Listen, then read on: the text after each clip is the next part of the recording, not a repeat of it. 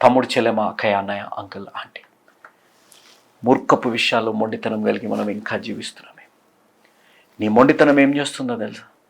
దేవుడు చెప్పేది ఆలోచించనియకుండా నీ బ్రెయిన్ని షట్ ఆఫ్ చేసేసి నాకు నచ్చిందే జరగాలి అనే విధమైన జీవితాన్ని మనం జీవిస్తాం. కొన్ని మార్లు నాకు నచ్చిందే నాకు కావాలి, నేను కోరుకున్నదే నాకు కావాలని నీ జీవితంలో అనుకున్నప్పుడు నీకు దొరుకుతాయి. అది పెళ్ళైనా, అది స్నేహమైనా, లేకపోతే వస్తువైనా, ఏదైనా నీకు దొరుకుతాయి. కానీ నీకు సమాధానం ఉండదు. నువ్వు ఎన్ని వార్తలు నువ్వు వినట్లేదు.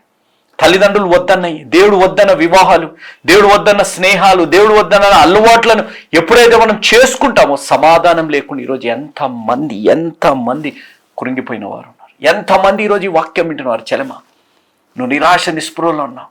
అయ్యో, నా తల్లిదండ్రులు చెప్పిన మాట వినుంటే బాగుండేది.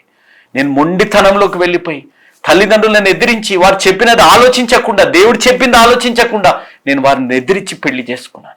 వారు ఎంత చెప్పినా నేను అలవాట్లను వదులుకోకుండా నేను జీవించాను. ఈరోజు నేను నష్టపోయానని బాధపడుతున్నావేమో తమ్ముడు. నీ జీవితంలో ఒక తిరుగుబాటు స్వభావం వచ్చేసి, ఎందుకు వచ్చింది తిరుగుబాటు స్వభావం? ఆలోచించి ఒక్కసారి. నాకు అన్నీ తెలుసులే అనే మాట నువ్వు అంటావు కాబట్టి బైబిల్ ఎప్పుడో చెప్తుంది, నాకు తెలుసులే అనే మాట అనకు నువ్వు. దేవుడు చెప్పింది, తల్లిదండ్రులు చెప్పింది మీరు వినండి. మనం వినం. ఇలా ఆలోచించకు అని చెప్పింది కూడా మనం వినం. నాకు నచ్చిందే మనం చెయ్యాలి. అందుకే దేవుడు నూతన కార్యాలు, నువ్వు ఎన్నడూ వినని కార్యాలు నీ జీవితంలో, నా జీవితంలో చేయాలని దేవుడు ఆశ కలిగిన మన తిరుగుబాటు స్వభావాన్ని బట్టి దేవుడు మన జీవితాల కార్యాలు దేవుడు చేయట్లేదు. దేవుడు వదిలేస్తారు. ఇంకేం చేయాలి? నీ జీవితంలోనే తిరుగుబాటు స్వభావాన్ని బట్టి ఇంకేమి చేయాలి? దేవుడు వదిలేసే పరిస్థితి తప్ప.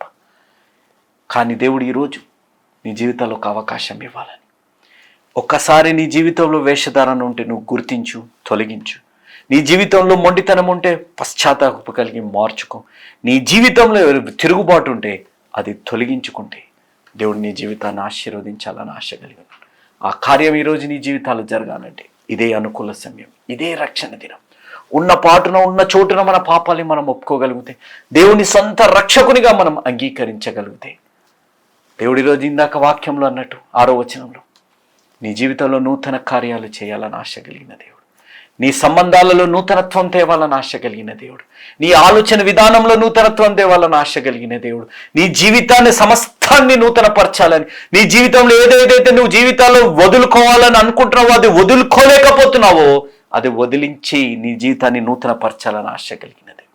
ఆ కార్యం జరుగునుగాక. ఆ కార్యం జరగాలంటే ఈరోజే ఒక నిజమైన యేసు అనుచరుడిగా మారాలి. ఎందుకనగా యేసు మార్చేది జీవితాలు, మతాలు కాదు అనేది మీరు ఎవ్వరూ మరవకండి.